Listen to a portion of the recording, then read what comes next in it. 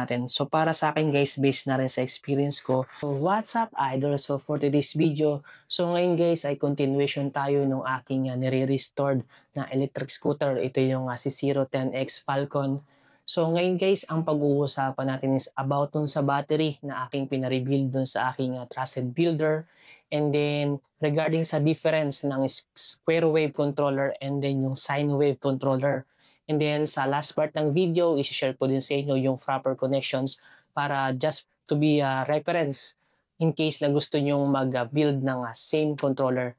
At ayan, at ito na pala yung battery na aking pinarebuild dun sa aking trusted builder. So yung specs nito guys is Samsung 48G na 28.8 Ah.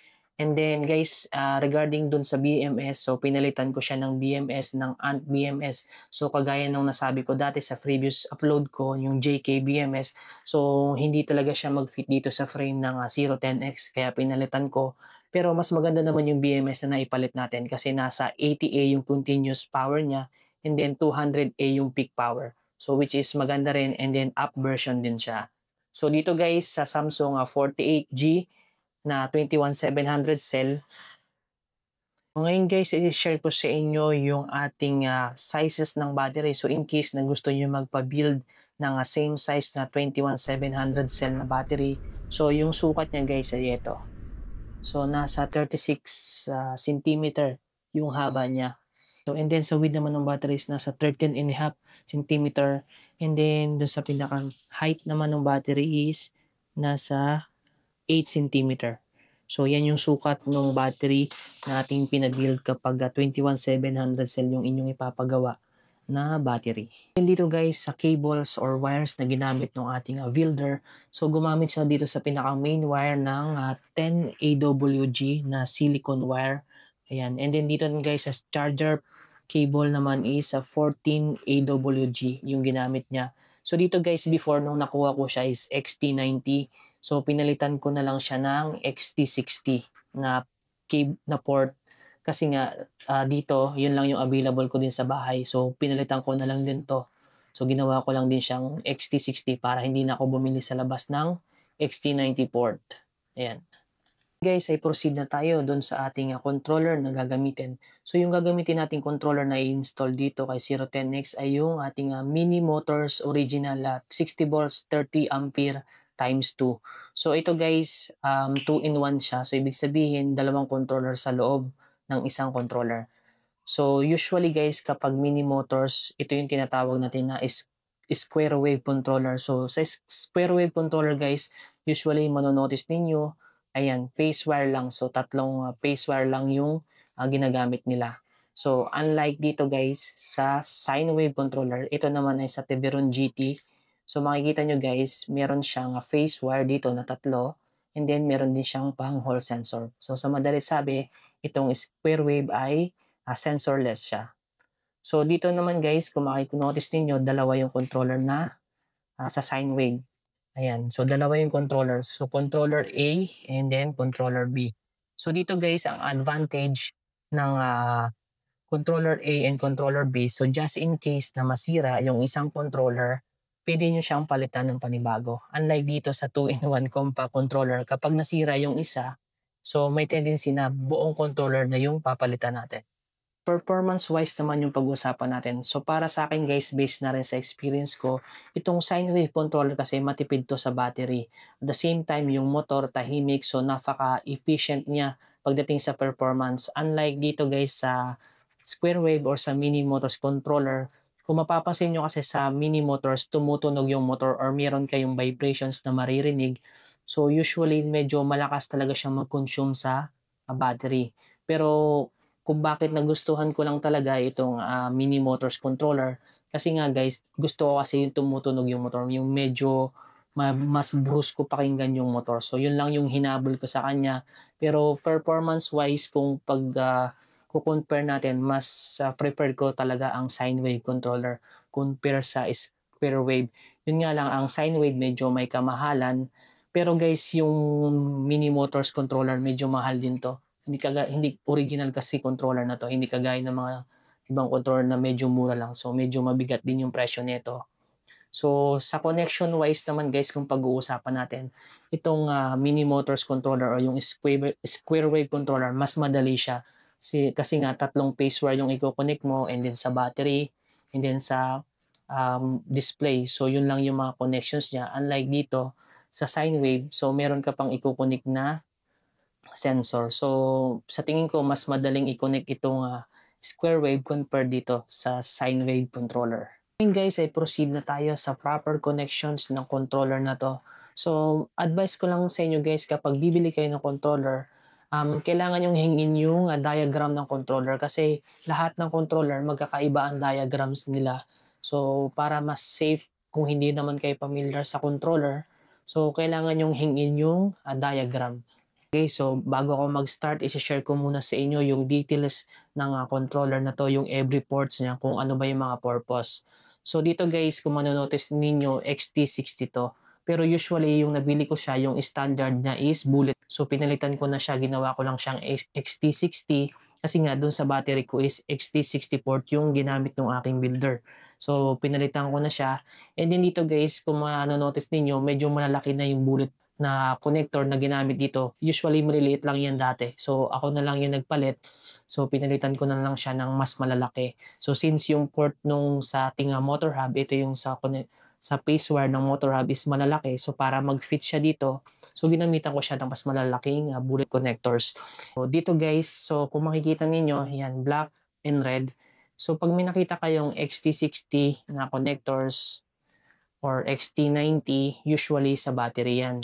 So kahit hindi nyo natingnan sa diagram, makikita nyo yan. So dito, ito, sa controller A or sa front controller, pwede rin baligtad. So any connectors naman ng battery dito, kahit baligtad yan, walang problema. So kahit saan nyo siya isalpak, walang problema dyan. So next naman is ito, makikita nyo yung tatlong kulay. Yung blue, yellow, and green. Ito yung tinatawag natin na phase wire. So sa phase wire nito, meron din siya sa motor. Ito yung phase wire naman ng connector ng sa motor. So ayan, so dito ang gagawin natin is i-connect lang natin ng green color wise. Depende na lang kung i-reverse natin yung ikot ng motor, so pwede tayo mag-change doon. And then ito rin yung isang sa phase wire naman, ito kasi kung makikita nyo, yung black na yan, ito yung para sa rear controller or rear motor. Itong connections na to, ito naman is para sa front motor or front controller. Ayan. So dito guys, kung makikita ninyo, itong 1, 2, 3, 4, 5, 6 pins, ayan, ito naman ay para sa display. Okay guys? And then dito, ito naman yung para sa headlight. Okay, so 60 volts yung supply nito, papunta siya dun sa inverter na 5 volts. So later on, gagawa natin siya ng videos kasi hindi pa dumadating yung ating inverter. So, ito naman guys, yung mga wires na to. Yan, kung makita nyo, madami. So, dito, itong green and then itong gray and black usually sa ano yan, sa dual switch and then sa eco or turbo, itong connectors na to, itong dalawa na to. And then itong mga white colors na to, sa signal lights yan. Pero later on, to follow ko na lang i-share sa inyo kasi nga wala pa ako ng 5 volt supply. And then itong makikita niyo guys, itong gray na to, itong dalawang gray na yan, kapag kinonect nyo siya, ang purpose niyan is for speed limiter. Nasa 25 kilometers per hour na lang yung top speed niya. So, ayun guys, na-share ko na sa inyo yung details ng controller. So, proceed na tayo sa actual para makonect na natin and then mapaandar na rin natin itong si 010X. So, by the way guys, para manotice ninyo kung yung wire is for front motor o rear motor. So dito guys, kapag ang wire is mahaba, usually pang rear motors yung wires na yun. And then kapag dito naman guys, kapag yung wire naman niya dito sa mismong motor is maigsi, yun naman ay para sa front motor. So unahin natin yung sa rear motor guys.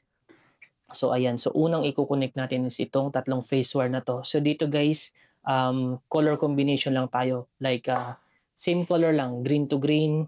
Ayan, insert lang natin. Blue to blue. Ayan, and then yellow to yellow. So ayan, na-connect na natin yung tatlong phase wire. And then dito naman tayo sa front. Okay, so same lang din. Color to color lang tayo. So green to green. And then yellow. Okay, and then blue. So ayan guys, na-connect na natin sila parehas. And then proceed na tayo dito sa display. Dito sa color coding nitong from display, kailangang i-match nyo dito sa color coding ng from controller. So kailangan same color lang sila. So ito yung pagbabasehan nyo para combinations ng color dito sa mismong port ng display. So dito i-insert lang natin. Ito yung para sa display, 6 pins. Okay. So sa diagram kasi guys, dito meron pa siyang switch. Pwede siyang padaanin yung switch bago pumunta sa controller. So dito ang ginawa ko is naka-direct tayo.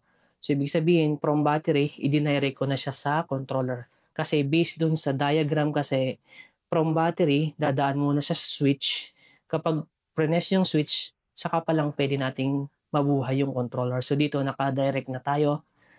So dito, i-connect din natin yung ating dual switch and then yung eco or turbo. So ito yung connectors ng eco or turbo. Ayan. So apat na wire yan. So i-connect nyo lang siya dito. Sa green, ito. So green to blue, then green to green dito sa mismong controller. Connect nyo lang. Ganyan. Okay.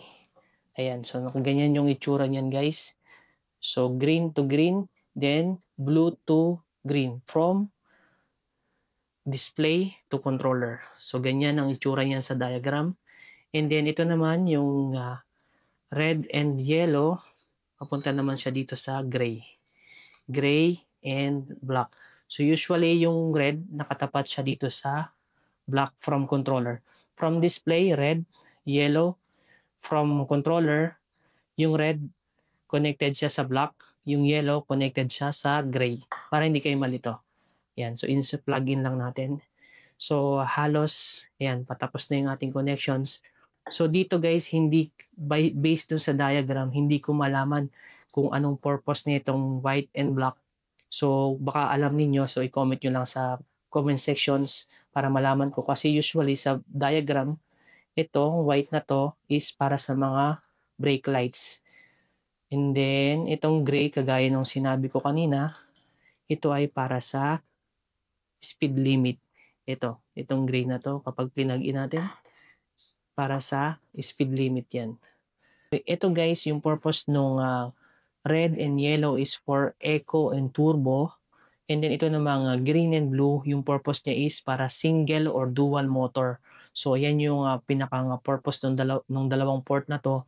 So ngayon guys ay proceed na tayo sa ating main supply dito sa ating battery papunta dito sa ating controller. So sa 60 volt supply na tayo. So dito guys sa battery kahit alin dyan pwede nyo siyang i-connect. So wala namang issue dun. So yun nga lang guys kapag magko-connect kayo kailangan same color. Red to red and then black to black. So usually negative and positive. Wag na wag niyo pagbabaligtarin kasi sasabog yan guys or mag-spark yan. So dito guys sa pag-insert, merong konting spark kayong may experience. So kailangan pag i-insert nyo to, kailangan mabilis and continuous yung pag-insert natin. Kasi normal lang talaga na mag-i-spark siya. So ayan, check na natin. Same color, red to red, black to black. Yan, insert natin ng mabilis. So, ganyan. Yan. Then dito, yung isa, red to red, black to black. Insert natin ng mabilis. Yan. So, ganyan. Usually, talaga nag-i-spark yan. So, ngayon, ay i-test na natin yung sa display. Guys, ito pala yung sinasabi ko sa inyo na eco or turbo single or dual switch. So ito yung ginamit ko. Usually ito pang blade to pero since available to sa akin, so ito na lang yung ginamit ko. Same purpose lang din naman sila. So dito guys, ito yung display. So buhayin natin. Ayan.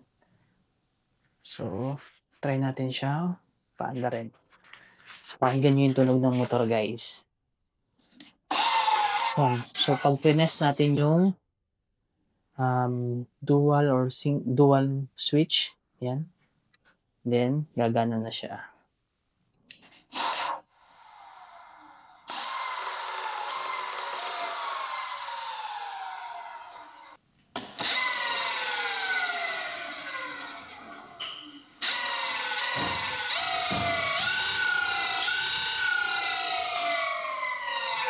Notice nyo guys, pa-reverse or pa-atras yung ikot ng ating motor hub. So dito guys, linawin ko lang. So dito yung color coding natin is same color lang, yellow to yellow, blue to blue, green to green. So ngayon guys, parehas natin silang i-reverse para yung ikot ng motor hub is pa-abante. So ngayon guys, i-reverse na natin yung motor. So dito ang gagawin natin, so yung yellow to yellow as is yan, same. So ito lang yung pagbabalik rin natin. Magiging green to blue, blue to green. So same with this sa harapan, same lang din sila. I-reverse din natin. Ayan, at napag-reverse na natin yung color coding ng phase wire. So makikita nyo, yellow to yellow, green to blue, blue to green. So ayan, same din dito sa harapan. Okay, yellow to yellow, green to blue, then blue to green. So naka-reverse na yan. So i-check na natin yung ikot ng ating motor hub. Ayan, kung makikita nyo, abante na siya.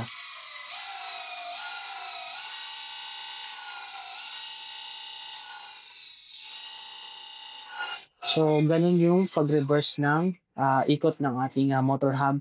And by the way guys, i-clarify ko lang regarding dun sa nasabi ko nung una. So yung rear connections pala niya is itong orange. Sorry, i-reverse nyo lang. Yung rear is itong orange, yung may cover na yan. And then itong pang front is yung black, yung cover. Ayan. So i-reverse nyo lang yung sinabi ko. Yun na rin yun. Parehas lang din. So wala namang issue dyan kahit yung rear is mapunta sa front. So wala namang issue.